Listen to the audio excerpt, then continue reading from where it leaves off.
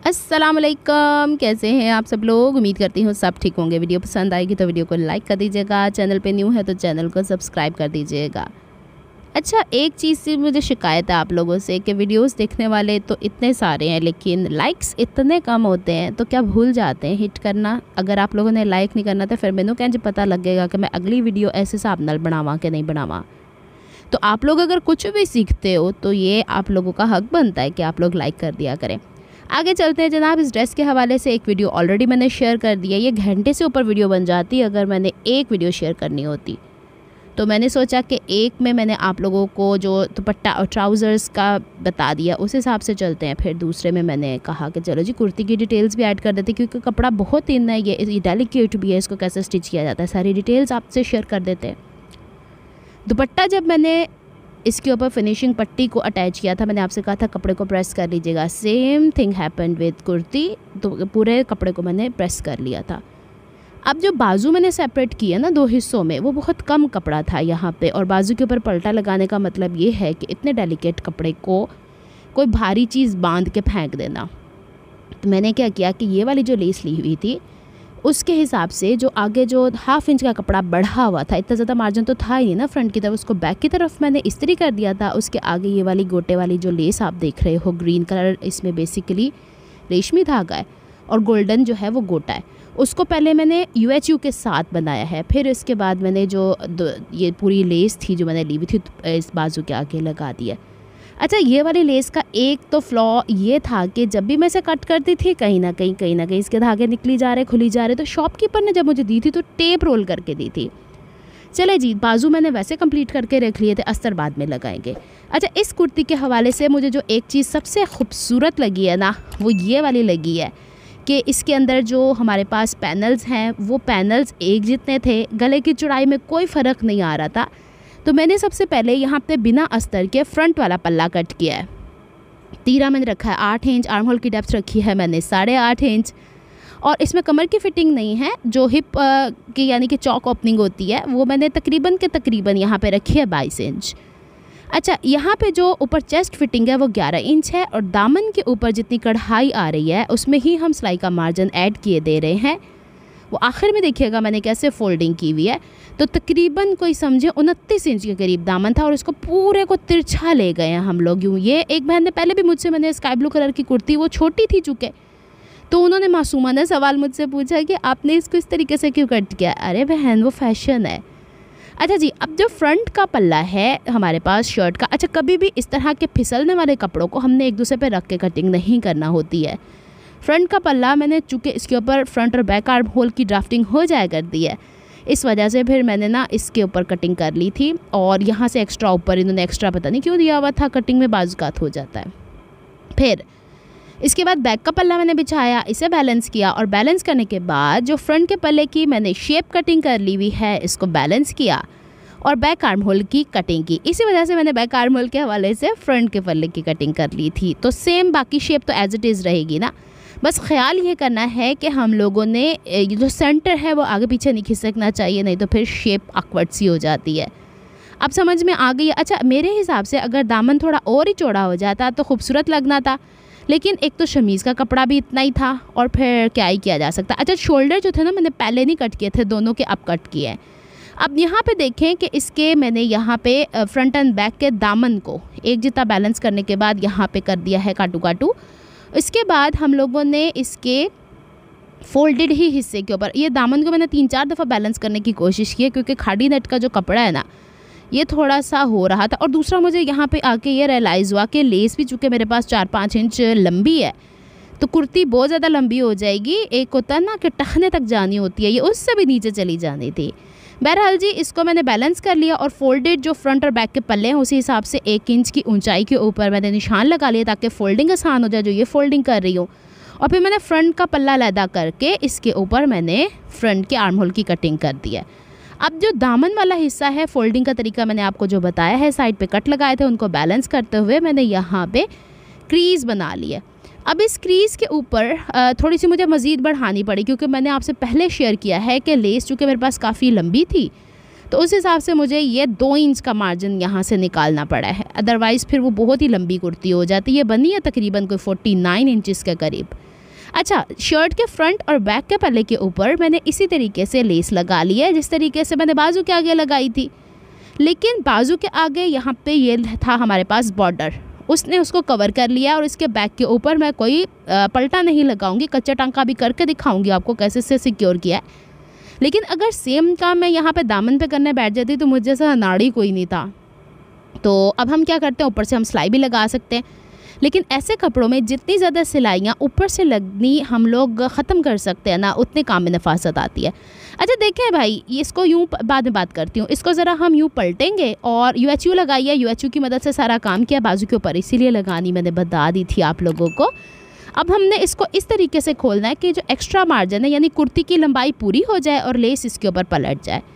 अब हम लोगों ने 3.5 इंच चौड़ाई वाला पलटा लेना है। शर्ट के ऊपर पलटा लगाना या फैशन पट्टी लगाना इंतहाई ज़रूरी है, उसमें स्टेबिलिटी इसी से आएगी। तो अब मैंने क्या किया कि यहाँ पे 3.5 इंच चौड़ाई पट्टी जो ट्राउज़र्स की थी वो मैंने यहाँ से लिया। अच्छा, इस ड्रेस की अगर पूरी कीमत पूछेंगे तो लास्ट वीडियो में शेयर कर दी, अब दोबारा मुझसे मत पूछिएगा, फिर बाद में एक चीज़ रिपीट होती है तो बुरी लगती है। इस पट्टी को इस तरह रख के चाहे तो हाफ बूट के गैप से दूसरी तरफ से सिलाई लगा दें, नहीं तो मैंने काम किया है UHU की मदद से इसे मैंने यहाँ पे पेस्ट कर लिया है। इसका क्या फ़ायदा होगा कि इस तरफ से जो गोल्डन डोरी आपको नज़र आ रही है मैं सुई धागे की मदद से कच्चा टांका करूँगी। कच्चा टांका मैं इसलिए कर रही हूँ कि देखें मेरे पास जो कॉटन नेट का ये देख रहे हैं ना आप लोग छोटे छोटे टांके, ये इसलिए मैंने कर दिया है कि यहाँ पे ये कपड़ा बहुत बारीक है, इसके ऊपर कैमरिक और लेस लगेगी तो कहीं ना कहीं इसमें स्ट्रेच आएगा। एक्स्ट्रा मार्जिन जो अब कपड़ा था शर्ट का वो मैंने कट कर लिया है, पहला इसलिए नहीं किया कि वो कपड़े में निकल जाते, कहीं ना धागे निकल रहे थे। अब इसको हमने यूँ दूसरी तरफ पलटा है और यहाँ जहाँ तक हमारा सिलाई का मार्जिन है वहाँ तक लेके जाना है। इसकी क्रीज़ बनानी है। क्रीज़ बनाने के बाद मैं इसमें अमूमन डबल साइडेड टेप लगा दिया करती हूँ, जो कि फ्यूजिंग, अभी तक बहनों को ये प्रॉब्लम है कहाँ से मिलता है, दराज पे मैं अब तो बहुत कॉमनली अवेलेबल है, अब तो बहुत सारे लोग फेसबुक पे भी बेच रहे हैं। बहरहाल जी अगे चलते हैं। इनू हुण इंज फोल्ड करके तो तुरपाई करनी शुरू कर देनी है। यहाँ पे डबल साइडेड टेप हैंडी नहीं रहेगी फ्रंट की तरफ क्योंकि उसकी शाइन दिखती है, दुपट्टे में मैंने लगा दिया।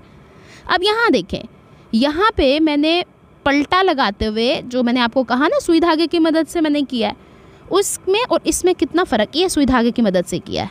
आ रही है अब आपको समझ, क्योंकि तिल्ले के ऊपर जब इतने बारीक कपड़े के ऊपर मशीन चलेगी तो कहीं ना कहीं तो खिंचाव आएगा ही। तो फ्रंट के पल्ले पे मैंने रहने दिया, मैं चलो कोई नहीं अपना ही सूट अब ये वाले हिस्से के ऊपर हम तुरपाइयाँ कर लेते हैं, साथ के साथ तुरपाइयाँ करेंगे। अब बारी आती थी शमीज़ की कटिंग की। यह देख लें जी, मेरा टेबल टॉप 2 साल पुराना है, ये कई पीसीज में मिला था तो बच्चों ने ला के मुझे दे दिया। बच्चों को पता है कि पुप्पी नू मशीना पसंद है अच्छा जी, शमीज़ का कपड़ा 2.5 गज़ है। इसको मैंने चौड़ाई के रुख पे जैसे फ़ोल्ड किया जाता है इस्त्री करके इसे प्रॉपरली बिछा लिया था और फिर लंबाई के रुख पे इसे मैंने इस तरीके से फ़ोल्ड करके फिर बिछा लिया है। अच्छा, अब इसी के अंदर से मेरी ए लाइन शर्ट का अस्तर निकलना है, तो ये फोल्डेड हिस्सा मैं ऊपर मोढ़े की तरफ ले आई हूँ और जो ओपन हिस्से हैं वो नीचे की तरफ ले गई हूँ। स्लीव के नीचे भी तो कपड़ा लगाना है। अगर फ़र्ज़ करें आपने पूरी स्लीव के ऊपर लगाना था तो आपको तकरीबन 3.5 गज़ के करीब यानी 1 गज़ ज़्यादा कपड़ा लेना था। अच्छा, अब जो है ना मैंने बैक का पल्ला बिछा के दोनों पल्ले काट लिए अस्तर के। क्यों भला, फ्रंट का बाद में भी कट सकता है अब मैंने एक इसमें से सेपरेट कर दिया और दूसरे के ऊपर फ्रंट का पल्ला बिछा के यहाँ फ्रंट आर्म होल की कटिंग कर देंगे। आ गई जो ना गल समझ, ये इसमें से कतरन निकली है। चलो जी अनु पासे लाने। अब बारी आती थी कि इसके दामन को मैंने शमीज़ के फोल्ड कर लिया था। ज़मीन पे बिछाने के बाद फ्रंट का पल्ला फ्रंट के पल्ले के ऊपर साइडों से UHU की मदद से पेस्ट कर लिया, पहले भी सिखा चुकी हूँ। और बैक का पल्ला मैंने बैक के हिसाब से फोल्ड कर लिया। यहाँ पे मैं बैठ के आपको ये चीज़ दिखाने की कोशिश कर रही हूँ कि देखिए हर चीज़ यहाँ पे पहले सिक्योर करनी, बात के लिए तुरपाइयाँ नहीं छोड़नी है, सियापा ही प्यार रहता है। अच्छा जी, बैक का पल्ला भी देख लें, यहाँ से इस तरीके से आपको कमीज़ की शेप भी नज़र आ रही है। मेरे हिसाब से अगर दामन थोड़ा और चौड़ा होता तो थोड़ी और ए लाइन बन जाती। अब जो बाजू का मैंने आपको बताया था इस पर मैंने पलटा नहीं लगाया, तो इसके ऊपर हम यूं ही डबल धागे की मदद से छोटे छोटे टांके वैसे ही लगाएंगे जैसे मैंने दामन के ऊपर आपको गुम सिलाई में वो करना दिखाया था। हमारा बेसिक पर्पज़ यहाँ क्या है, हमारा बेसिक पर्पज़ है ये जो मेहंदी कलर की लेस है और ये जो ग्रीन कलर की हमारे पास डोरी पाइपिंग की तरह की लेस है, इसे सिक्योर करना। तो हम इसे सुई धागे से काम कर सकते हैं।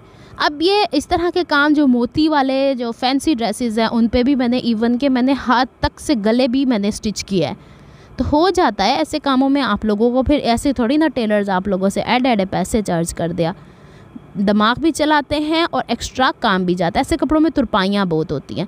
अब जो ये कपड़ा मेरे पास बचा था, इसको मुझे लगाना था, ऊपर से फोल्डेड है, तो मैंने यहाँ पे स्लीव के ऊपर, ये देखें इसके बराबर मैंने यहाँ काटू कर लिया। स्लीव के ऊपर मैं पूरा अस्तर नहीं लगाया करती, तकरीबन 8 इंच ऊंचाई का लगाया करती हूँ, तो इतना तो निकल ही आया था। इसे फिर मैंने यहाँ से इस तरीके से खोल के, और पहले तो मैंने नापा ये वाले हिस्से से लेके फ्रंट वाले जहाँ तक आपका पूरा किनारा, बाजू पहले पूरी तैयार कर लिया करें फ्रंट की तरफ से, फिर उसे आप अस्तर से लगाया करें। तो पूरी लंबाई एक जितनी जानी चाहिए, मेरी 20 इंच के करीब थी, तो ये इससे ना बाजू की लेंथ भी बराबर रहती है। और फिर इसके किनारे से UHU की मदद से मैंने इसे पेस्ट कर दिया।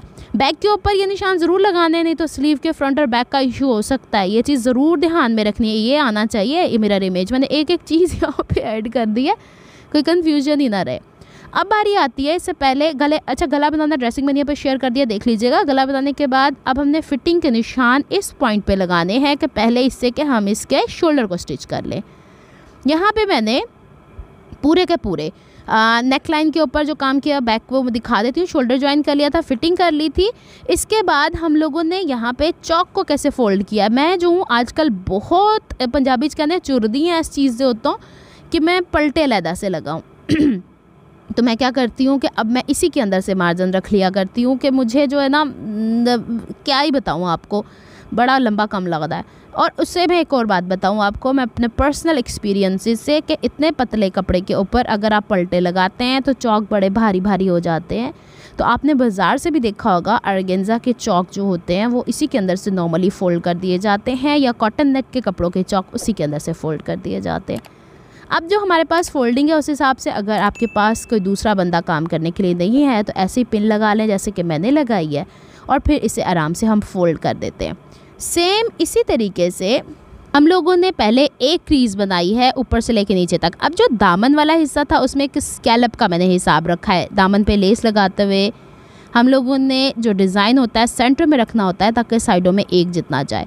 अब इसकी जो मैं सेकंड फोल्डिंग कर रही हूँ उसको मैं मेजर किए जा रही थी, और साथ साथ ये देख रही थी कहीं ये तो नहीं है कि कोई चुन्नट आ गई है इसके अंदर, क्योंकि एक और चीज़ का यहाँ पे मुझे खदशा लग रहा था कि कॉटन नेट का कपड़ा थोड़ा रेशमी है, स्लिपरी है। मैंने इसके साथ क्या लॉन का कपड़ा लेके कोई गलती तो नहीं करती, लेकिन जो ये मौसम चल रहा है ना उसमें ये भी नहीं पहना जाना।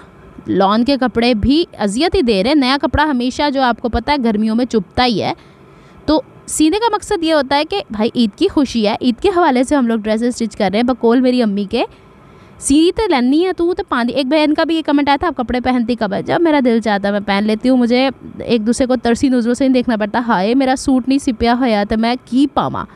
मैं कहती हूँ मेरी अलमारी में हर वक्त कपड़े मौजूद होते हैं, क्योंकि आपको पता है टीचिंग प्रोफेशन में आपको कभी भी कोई भी इवेंट सेलिब्रेट करना होता है तो हर रंग का तो एक एक जोड़ा होना ही चाहिए। ग्रीन तो बहुत होते हैं 14 अगस्त के हवाले से, 6 सितंबर के हवाले से, मिलाद के हवाले से। ये चीज़ें तो आप पता है ना कितनी ज़्यादा इम्पोर्टेंट है। तो चलें जी, इसके अलावा भी लड़कियों की तो इसी ख्वाहिश है जो बाय प्रोफेशन टीचर नहीं है, घर हाउसवाइफ्स भी हैं, घर की बच्चियाँ भी हैं, उनका भी शौक़ होता है अच्छे अच्छे कपड़े होने चाहिए। चलें जी, अब मैंने इसको एक दफ़ा से फोल्ड करके देख लिया, दूसरी दफ़ा मैंने देखा कि एंज तो नहीं हैगा कि मैं कितने दामन बड़ा छोटा करन रही हाँ, तो मैंने इसको बैलेंस कर लिया। अब आखिर में बारी आती थी तुरपाई की। इस दफ़ा मैंने कोई इसके अंदर डबल साइडेड टेप नहीं लगाई है। दिखाना मकसद है कि आप लोग बस काम करने वाले बने, काम खुद ही सौखा हो जाता। अगर आप लोगों ने काम से भागना तो काम जो है फिर आपको भगाएगा ही भगाएगा। मुश्किल कुछ भी नहीं होता, practice makes a man perfect. तो मैन के अंदर ये एक मुहावरा है, दे अंदर कुड़ियाँ भी आ जांदियां ने तो औरतां भी आ जांदियां चले जी, एवरीबडी कह सकते हैं। तो अब यहाँ पे मैं इसको तुरपाई करूँ। ये वाला हिस्सा जो था ना लेस का थोड़ा सा मुझे लग रहा था खुला हुआ है, मैं इसको UHU की मदद से चिपका दूंगी। UHU ऐसी ढीठ बला है जो ऐसी चीज़ों में से निकलती नहीं है, और वैसे भी इन कपड़ों में कितना कोई वॉश होना होता है, राइट। अब मैं इसकी तुरपाई करूँगी। अब चूँकि मैंने चॉक फोल्डिंग इसी कपड़े से की है तो एक तरफ की तुरपाई एक तरफ ख़त्म होगी और दूसरी तरफ की तुरपाई दूसरी तरफ से शुरू होगी। आई जना गल समझ बस, जहाँ से स्टार्ट करना है वहाँ पे 2-3 टांके ज़रूर पक्के कीजिएगा। अल्हम्दुलिल्लाह कलर तो बड़ा प्यारा सा लग रहा है इसका। चलो जी, इसको तुरपाई करते हैं हम, फिर आपको इसकी कंप्लीट लुक दिखा देते हैं ताकि आपको पता चले अनिला का ईद का ड्रेस कैसा। अभी मेरे तो पता नहीं मैंने पहनना कौन सा है। अभी मेरे एक आदमी 1-2 और सिलने वाले हैं। इत्थे वजी जे सुई जाके मेरी उंगली दे विच। अच्छा, कभी भी सुई आपको चुभे और आप उसे उस जगह से प्रेस कर लिया करें ना फिंगर को, तो खून जितना निकल सकता निकाल दिया करें। मेरे वैसे नहीं लगी खून निकलने वाली, इसलिए मैंने दबा के देखा था। तो चलें जी, ये लगी। अब मैंने दबा के देखा है तो वो हुआ नहीं, ऐसा शुक्र है। कभी कभी हो जाता है, मेरे से भी उल्टे सीधे काम हो जाते हैं। तुरपाइयाँ गोद में ले के बैठ के ना किया करें, आगे पीछे हो जाता है। इस तरह टेबल पर रख के जैसे मैं खड़ी रहती हूँ ना 15-15, 20-20 मिनट तुरपाइयाँ करने के लिए, ऐसे कोई स्पेस ढूंढा करें। अब इसकी साइड की फिटिंग जो है हमारे पास, उसे इस्त्री करना है। तो हम उसको इस्त्री बाजू लगाने से पहले करेंगे। इसकी साइड का मार्जिन दाएं या बाएं पूरा, आगे पीछे नहीं करना। इसके ए वाले हिस्से पे आप आयरन करोगे तो जब इसको यूँ बिठाओगे ना इसकी सिलाई, सेम यही काम हम ट्राउज़र की म्यानी पे करते हैं, सेम यही काम हम बाजू की जो फिटिंग होती है उस पे करते हैं। तो ये क्रीज़ आपको हमेशा पहले बिठानी है। उसके बाद आपने अगर ट्राउज़र है तो आसन स्टिच करनी है। अगर देखो बाजू ते आ गए असी आई जे ना गल समझ। तो ये छोटी छोटी सी ऐसी टिप्स हैं जो आप लोगों को पता होनी ज़रूरी है। बाजू के आगे ये वाला हिस्सा डबल फोल्ड करके बैक की तरफ ज़रूर ले जाना है। पूरे सूट को मैंने साथ ही साथ ओवरलॉक भी किया, साथ ही साथ तुरपाई की है कि एक बारी जो मैं छड़ दिता ना तो फिर पिया ही रह जाना और पता नहीं है सूट मेरे हिस्से च आंदा वा कि नहीं आंदा वा, ये भी होता है। अच्छा जी, अब हम इसको कर लेते हैं, ऊपर से भी क्रीज़ बना लिया करें, बेचारे ने क्या बिगाड़ा है आपका। अब हम बाजू इसलिए इस तरह से लगाएंगे कि शर्ट उल्टी कर देते हैं, उसका फ्रंट मोड़े वाला फ्रंट गला ऊपर है और बाजू सीधी रहते हैं। इसकी जो फ्रंट आर्म होल की गहराई है वो ऊपर की तरफ रहती है, नीचे की तरफ आपकी सिलाई आ जाएगी, ऊपर की तरफ आपका फोल्ड आ जाएगा। मैं जो सिलाई लगाया करती हूँ वो यहाँ से ऐसे बिल्कुल बराबर लेके जाती हूँ, मैनू तो कोई फ़र्क नहीं पैंदा है। अब हर एक का अपना बॉडी शेप, अपना पहनने का तरीका। इसे मैंने स्टिच कर लिया है। पहले आप लोग पूरे ड्रेस की ओवरऑल लुक देख लो, फिर इसके बाद ये जो हमारी पीनी है ना कैमरे गेट शेट पे करती रहती है और क्लिप्स बनाती रहती है।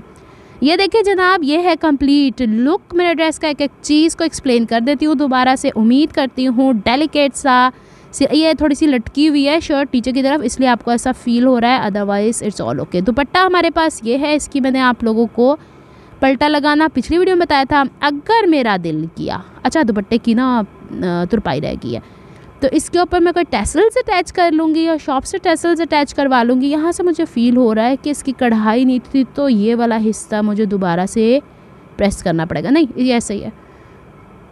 इसके साइडों पे मोती भी लग सकते हैं, लेकिन एडा बाह करके की करना, रहन दो भाई, गर्मी है और सर्दियों में तो ये पहने नहीं जाने। और ऐसा ये ड्रेस है कि ना कि जैसे फ़र्ज़ करो कोई पार्टी वाटी होती है उसमें भी पहन के जा सकते हो, कोई एडा वो भी नहीं हैगा। तो प्यारा सा कलर है, प्यारा सा इसका स्टफ़ है और अल्हम्दुलिल्लाह अच्छा भी लगेगा पहन के। ट्राउज़र बॉक्स ट्राउज़र है, इसकी चौड़ाई 5 इंच की है, ऑलमोस्ट 12 इंच तैयार। इस दफ़ा इसकी फोल्डिंग जो नीचे से की है 4 इंच और मैं 35 इंच लंबा स्टिच किया है। एर का मैं भी ट्राउज़र छोटा ही पाना। अच्छा ये देखें, ये वाला एडा भी नहीं छोटा हैगा, हुण पता लगे गल्लां ही शुरू हो गई। इसके फ्रंट के ऊपर बेल्ट लगाई थी, बैक पे इलास्टिक, ये मैं आपको उस वक्त दिखा रही थी जब क्लिप्स मैंने थोड़े से रिकॉर्ड नहीं किए थे। इसके सामने की तरफ मैंने प्लेट्स भी डाले हैं कि थोड़ी सी लुक इसकी बॉक्स ट्राउज़र की अच्छी सी आती है। ये कैमरिक है और जो शलवारों का कपड़ा मिलता है वो ही है। गला मैंने गोल बनाना आपको ड्रेसिंग मेन्यू पे बताया है। अच्छा ये थोड़ा सा इस कपड़े को जैसे आप प्रेस करोगे उत्थे ही क्रीज़ बह जानी जे। बैक गले पे मैंने रेप पट्टी लगाई है एज़ यूजुअल। बाजू के आगे अंदर की तरफ मैंने 8 इंच की अस्तर लगाई, मैं इतनी ही पहनती हूँ, मैंने बुर्का पहनना होता ऊपर। बाजू के आगे ये वाली लेस लगाई है और स्कैलप्स का ध्यान रखा है, फ्रंट की तरफ से इसके मोड़ने का हिसाब ज़रूर रखा करें। फिर जी ये देख लें जी इसकी कंप्लीट लुक, और इसी से ही कलर ब्रेक हो रहा था। अगर मेहंदी पूरा रहने देती तो यदि खप पै जानी सी। इसकी चेस्ट की फिटिंग हमारे पास है थोड़ी सी लूज़, क्योंकि आपको पता है अस्तर वाले कपड़े थोड़े से लूज़ अच्छे लगते हैं, और डायरेक्ट चेस्ट की फिटिंग जाके दामन के इस वाले हिस्से से मिली है। फ्रंट और बैक के ऊपर जो मैंने ये लगाया है सारे के सारे हिस्से मैंने आपको लेस के बता दिए थे, पलटे से लगाना है, इसलिए ज़रूरी था कि खड़ी रहे शर्ट, ये ना हो ना गोल गोल सांप की तरह जिगजैग होते। एनू क्यों होया वो इधर उधर करने से ये वाला काम होगा ही होगा। तो इसको मैं देख रही थी शायद मुझसे गलत तुरपाई होगी, नहीं। और ये देख लें जी, इसके अंदर से ही हमने इसके चाकों को फोल्ड किया, बैक वाला हिस्सा भी देख लो। उम्मीद करती हूँ आपको मेरा ड्रेस अच्छा लगा होगा। अगर अच्छा लगा है तो फिर लाइक ज़रूर करना है, नहीं तो अगली वीडियो ना मैं कोई सूखा जा सूट दिखा देना है। ये देखिए इसकी कंप्लीट बहन, ये फैशन में इसीलिए इस तरह का चलता है, पहना हुआ प्यारा लगेगा। इसके साथ मैं लूँगी इंशाल्लाह खुद से हील्स, तो हम वेयर ही नहीं कर सकते। मिलती है नेक्स्ट व्लॉग है। अपना बहुत ख्याल रखियो, मैनू दुआवां याद रखियो। रब रखा, फी अमान अल्लाह। अल्लाह हाफिज़।